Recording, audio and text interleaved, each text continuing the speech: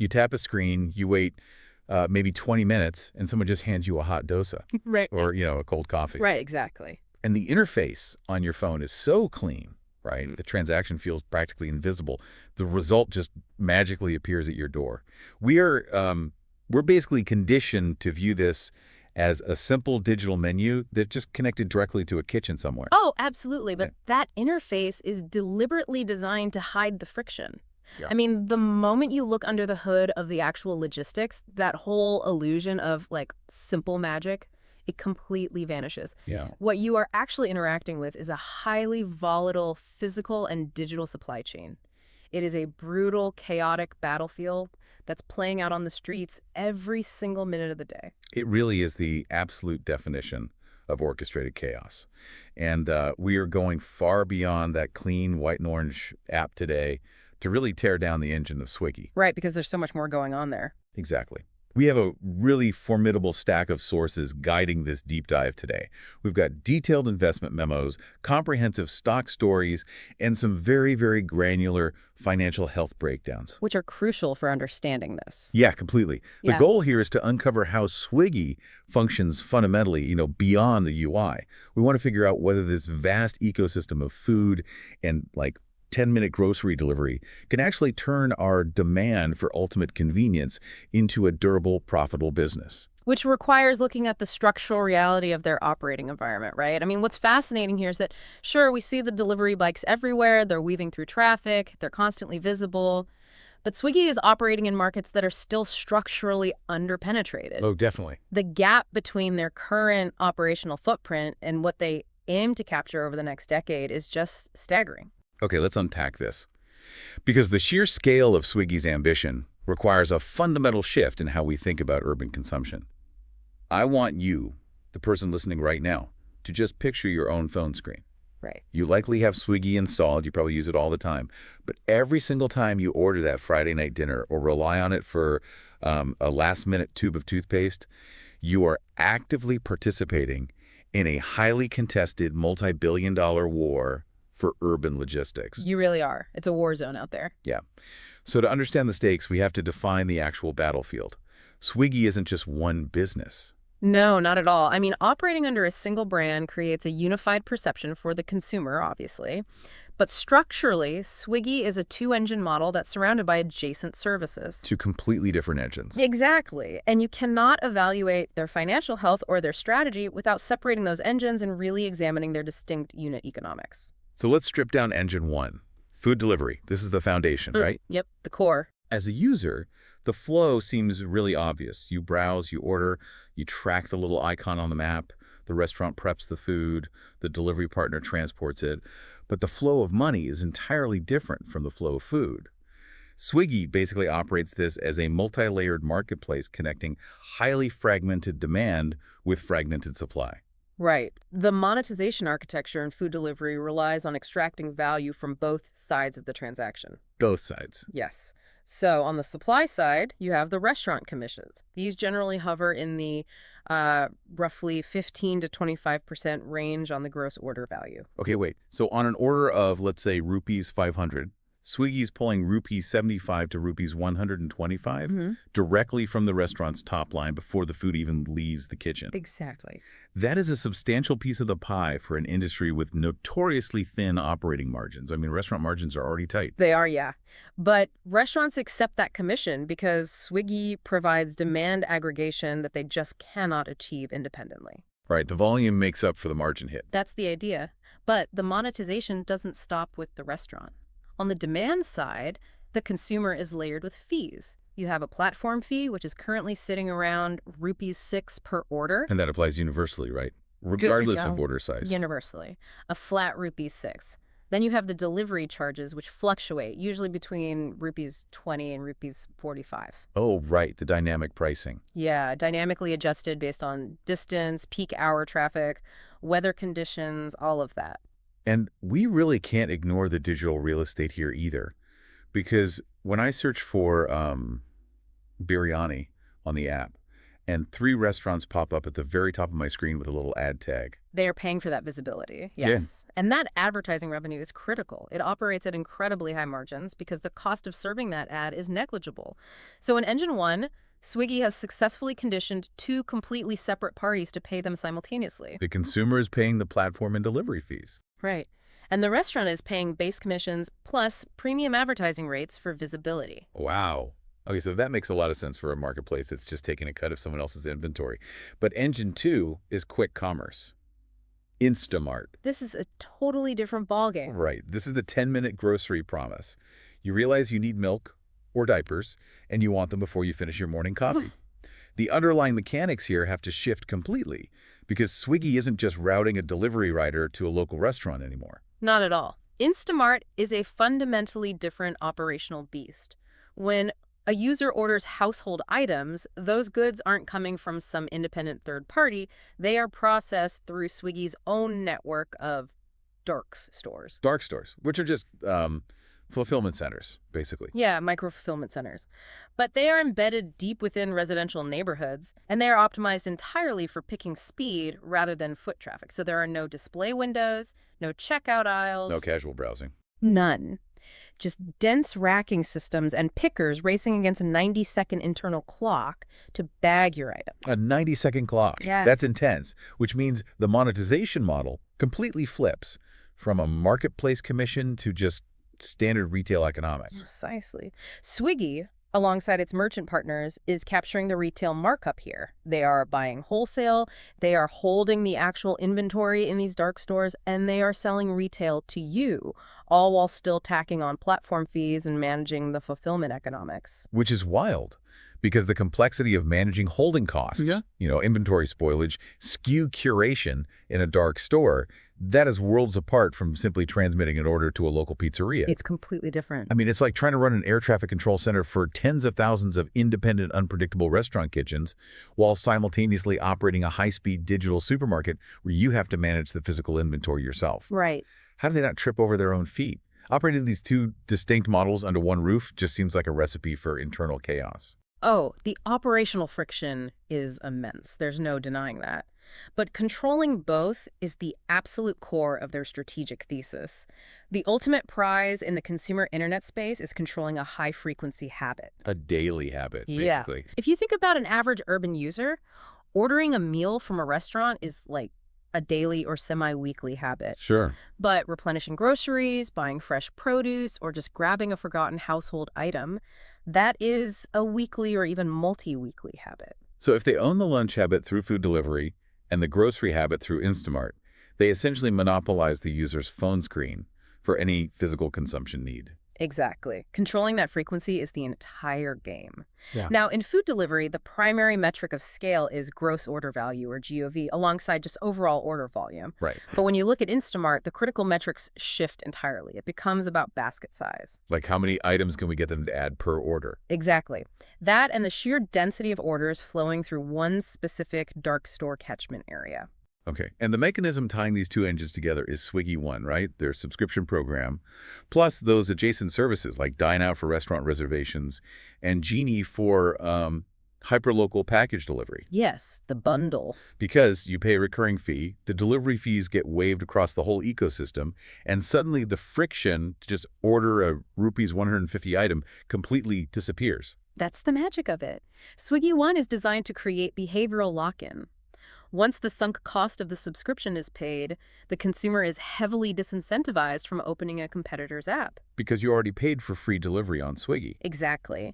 The subscription acts as the gravitational pull, keeping the user inside the Swiggy ecosystem, whether they want a burger or a bag of onions. Right. Now, owning that consumer habit is a brilliant theoretical model, but we really have to quantify the actual size of the prize here. How big is this market in India? Let's dive into the enormous category opportunity, the TAM. Let's do. Because the numbers in our sources paint a picture of an economy undergoing just a violent shift in consumption channels. They do. And the defining characteristic of both food delivery and quick commerce in India is that they are structurally underpenetrated. Okay. We are not analyzing a mature, saturated market where Swiggy is merely fighting for a basis point of market share against legacy incumbents. The total pie is expanding at a very rapid pace. Yeah, looking at the food delivery TAM, in 2024, it was estimated at roughly $9 billion. And the projections indicate it could reach approximately $16 billion by FY27. Which is a vast increase in just a few years. It is. Swiggy's internal commentary reflects immense confidence here, too. They suggest they expect their own food GOV to grow 2.5 to 3.5 times by FY31. And that growth projection isn't based on creating some novel consumer desire. People have always consumed prepared food. That $16 billion projection represents a structural shift in the channel of consumption. Right, how they get the food. Exactly. We are looking at a market driven by intense urbanization, near universal smartphone and UPI adoption, rising disposable incomes in Tier 1 and Tier 2 cities, and a significant increase in dual-income households. Yeah, time poverty is the real driver here, I think. Absolutely. When both partners are working 50-hour weeks in a major metro and they're facing an hour commute each way, the premium they place on time savings completely overrides the friction of a rupees 45 delivery fee. They aren't just paying for the food, they are buying back 45 minutes of their evening. That's exactly the dynamic at play. Yet, despite all of that, a substantial portion of the market remains offline. People still dine in, they still call the local neighborhood restaurant directly just to avoid platform markups. Sure. But the vector of the channel shift is entirely one-directional toward online aggregation. Okay, so if a $16 billion TAM for food delivery seems large, the numbers for quick commerce are staggering, simply because the ceiling is entirely undefined at this point. It really is wide open. A conservative estimate places the quick commerce TAM in the mid-teens to a low $20 billion range over the next few years. However, a broader view, one that assumes quick commerce successfully moves beyond just emergency groceries into general retail, cosmetics, electronics, and daily conveniences, that suggests a gross opportunity exceeding $40 billion by 2025. Wow. And what makes that $40 billion figure truly fascinating is the current penetration rate. According to the data, quick commerce currently accounts for less than 1% of the overall Indian grocery market. I have to pause on that. Less than 1%. Less than 1%. Because we see the delivery logistics dominating the streets of Bengaluru, Mumbai, and Delhi. Feels ubiquitous.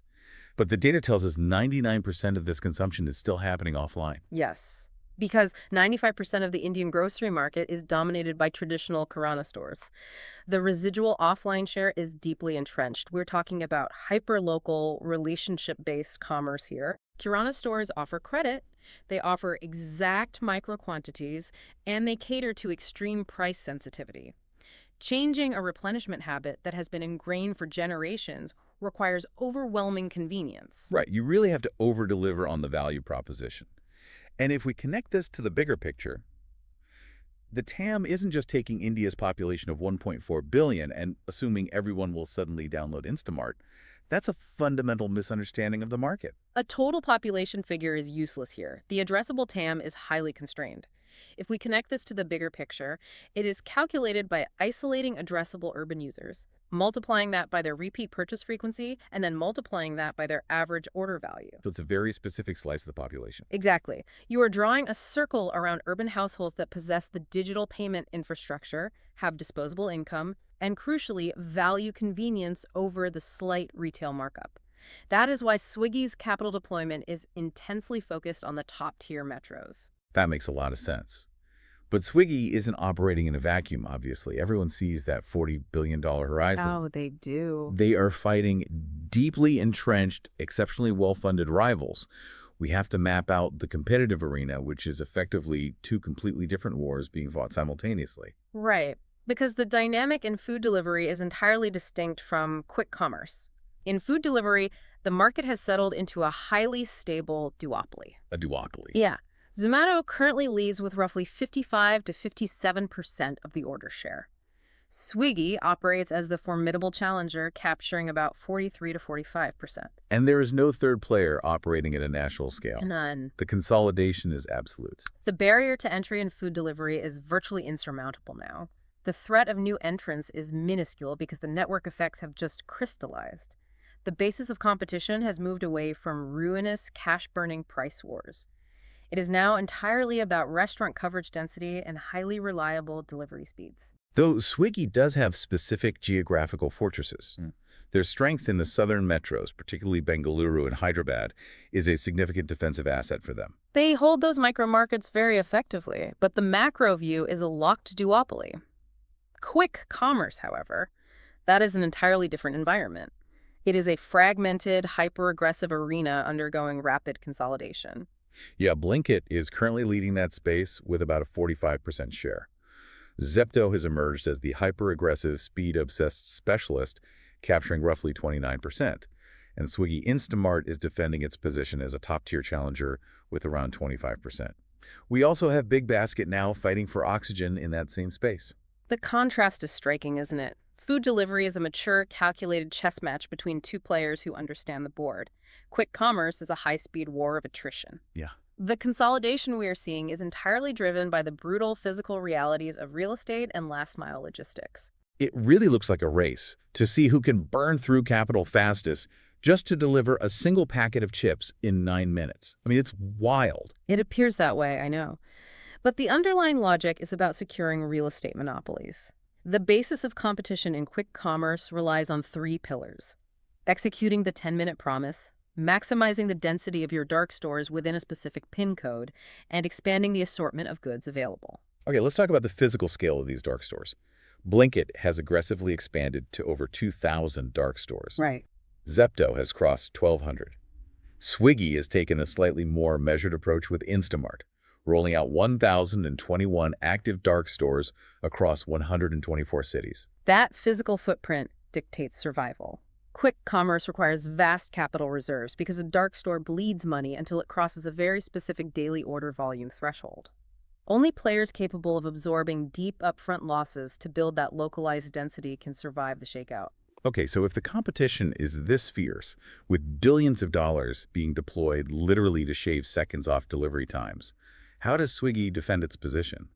We need to evaluate their actual moats. Like, what stops a well-funded competitor from simply replicating their model? When you analyze the structural advantages, network density emerges as the single most formidable moat. It is far stronger than brand or technology. Here's where it gets really interesting. Network density isn't just some vague strategic concept. It is a very tangible, physical reality that alters the unit economics of every single order. Exactly. Consider the physical reality of a rider in a highly dense micromarket versus a sparse one. Okay. If Swiggy has overwhelming order volume in a specific Bengaluru neighborhood, a delivery partner can complete 3 or 4 drops in an hour because the pickup and drop-off points are so clustered. Right, the idle time basically drops to near zero. Yes. But if a competitor enters that same neighborhood with low order volume, their rider might only complete 1 drop an hour. Which means Swiggy can generate more revenue per hour per rider while paying the exact same base incentives. That fundamentally changes the profitability of that route. It does, and that physical footprint of 1,021 dark stores allows Instamart to maintain a national average delivery time of about 13 minutes. 13 minutes on average nationally, that's incredible. It creates a self-reinforcing loop that is incredibly expensive to break. High density leads to faster delivery times. Faster delivery times attract more consumers. Higher consumer demand attracts more merchants and riders, which just further increases the density. A flywheel. Exactly. A new entrant cannot simply buy their way into that localized efficiency without sustaining catastrophic financial losses for years. Right. What about the brand, though? I mean, a decade of being on millions of smartphones must count for something, right? Brand acts as a moderate moat. It guarantees high initial recall and a baseline of consumer trust, which lowers customer acquisition costs in new cities. But we have to be realistic about consumer behavior in this category. The loyalty is incredibly fragile. It is. Brand affinity evaporates the moment an order is delayed by 30 minutes or the food arrives cold. The decisive factor for long-term retention isn't the color of the app. It is pure service reliability paired with infinite choice. If Swiggy consistently fails the reliability test, the user will open Zomato or Zepto within seconds. Yeah, that makes sense. We also need to critically examine the ecosystem moat too, the Swiggy One integration. Because the narrative is that if you bundle food, groceries, and local delivery into one subscription, the switching costs become insurmountable. We must look at that claim with a degree of skepticism, honestly. While the ecosystem synergy looks compelling in investment memorandums, the concrete public evidence that cross-selling creates an impenetrable economic moat remains somewhat unproven. Really? Yeah, we know consumers utilize both engines, but demonstrating that Swiggy One definitively lowers long-term customer acquisition costs relative to a pure-play quick commerce competitor that is difficult to isolate in the current financial data. Interesting. And the final component is their proprietary routing technology, the dynamic dispatching algorithms. The algorithms calculating real-time traffic, order volume, and rider proximity are phenomenal pieces of engineering, but they are enablers, not moats.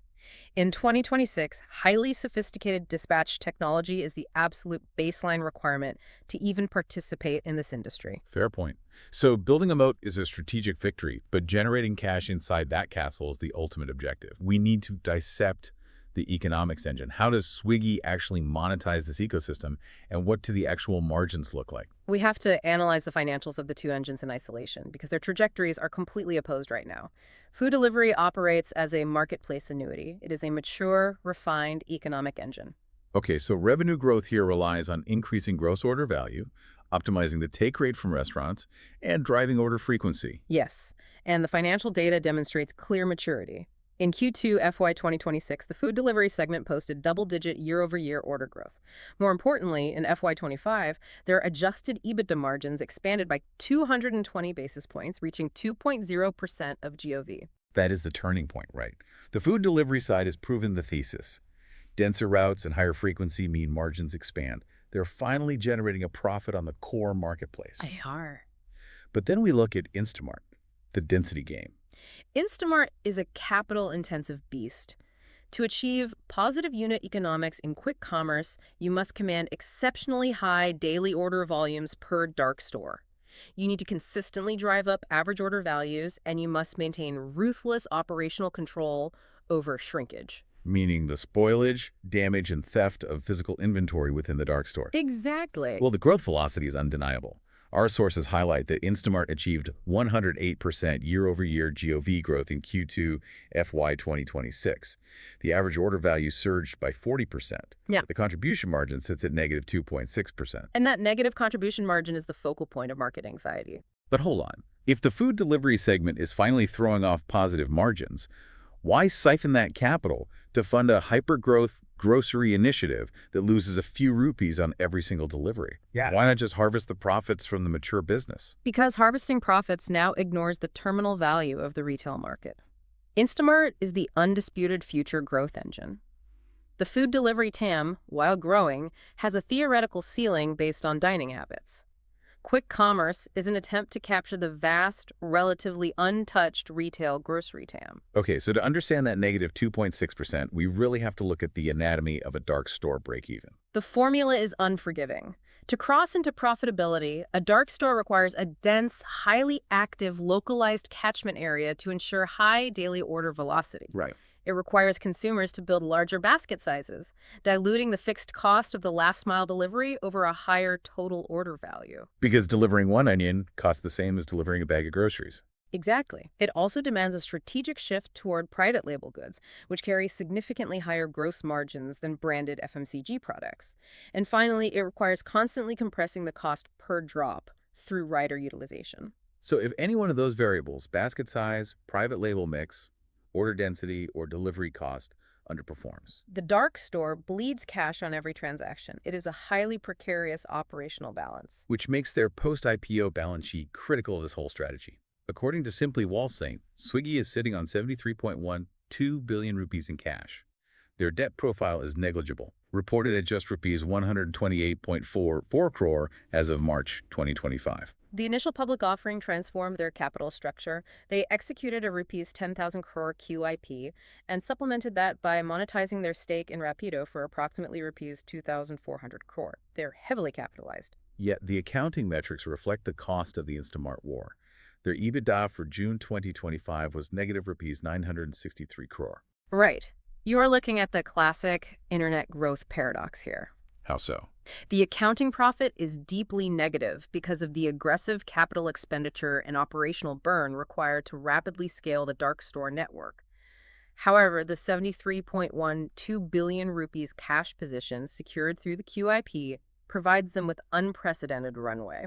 So they have the cash to survive the losses. They have fortified their balance sheet specifically to endure a protracted, multi-year war of attrition in quick commerce. That immense war chest dictates their future trajectory. Where does the next phase of growth originate, and what are the structural landmines hiding on this battlefield?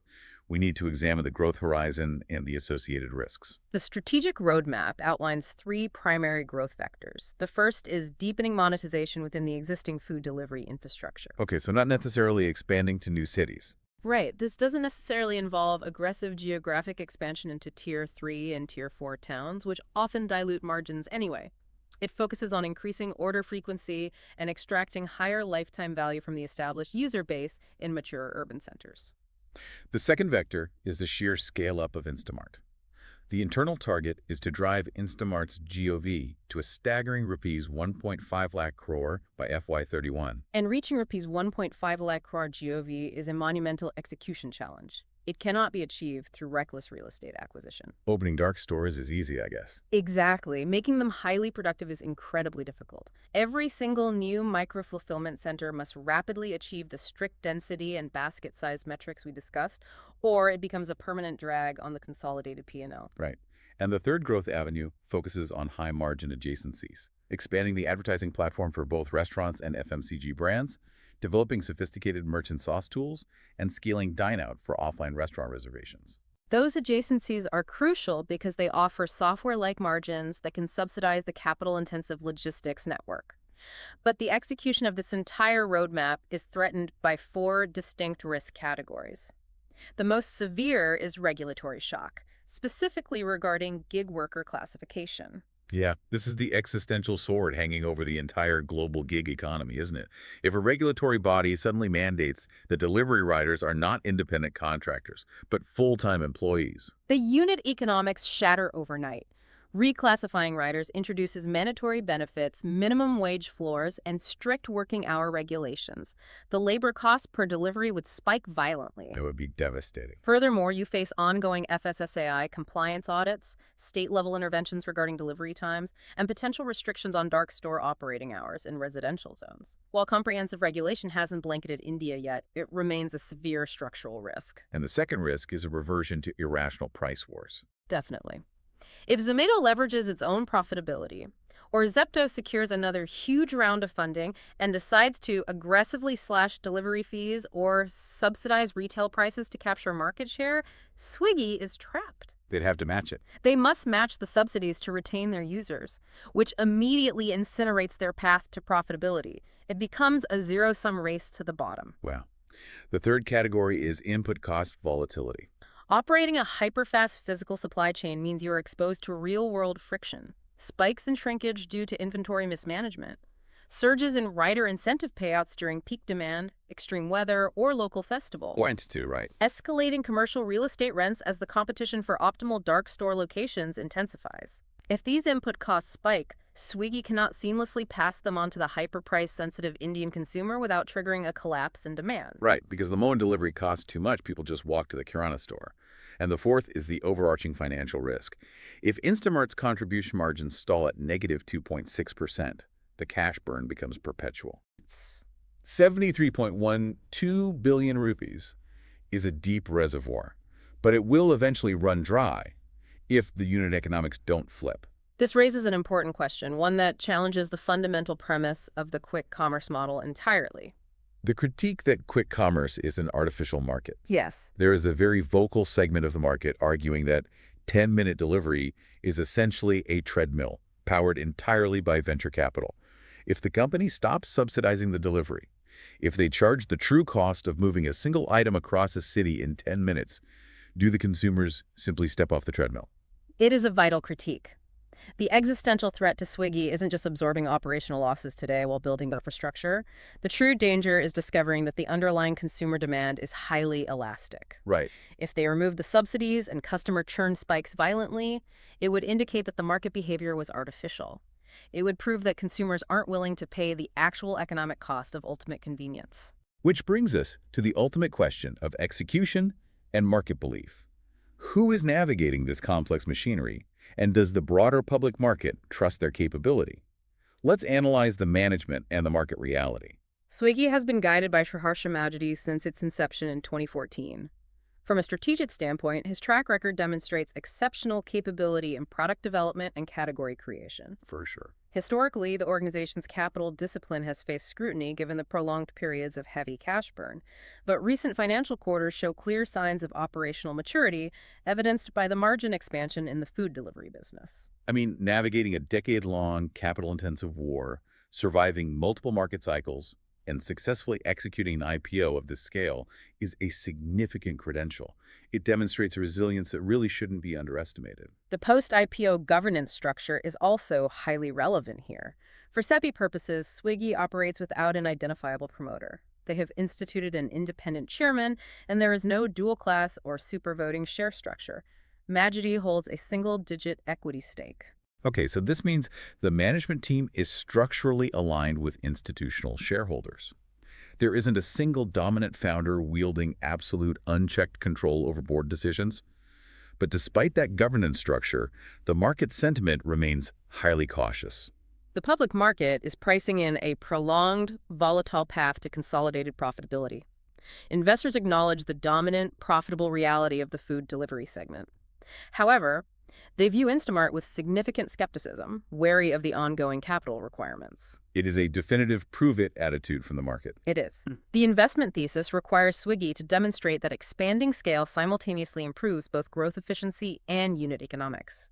The bearish view fears that Instamart will never achieve steady-state profitability, transforming into a permanent capital sink that continuously erodes the profits generated by the food delivery engine. So what does this all mean? We're looking at a company defined by a profound duality. Swiggy operates a mature, increasingly profitable food delivery behemoth, which is currently tethered to a hyper-growth, loss-making grocery rocket ship. The public markets will not offer Swiggy infinite patience regarding Instamart. The upcoming quarters are entirely critical. They must provide empirical proof that 10-minute retail delivery can reach positive unit economics on a per-store basis, proving the model can eventually fund its own expansion. It is a high-wire act of capital allocation and operational execution. We've torn down the entire engine today. We examined the dual operating models, the marketplace dynamics of food delivery, and the inventory-heavy retail mechanics of Instamart. We mapped out the structurally underpenetrated TAM, analyzed the stable duopoly and the fragmented quick commerce battlefield, and evaluated the physical reality of their network density moats against the immense risks of execution and regulation. We are ultimately tracking the development of the foundational infrastructure that will dictate how modern cities consume goods. And that is precisely why this matters to you, whether you are an investor or just someone ordering a coffee. We spent a lot of time discussing TAM and the challenge of penetrating a grocery market dominated by traditional Kirana stores. But I want to leave you with a different angle to ponder. Think about the next generation of consumers currently entering the workforce in Tier 1 metros.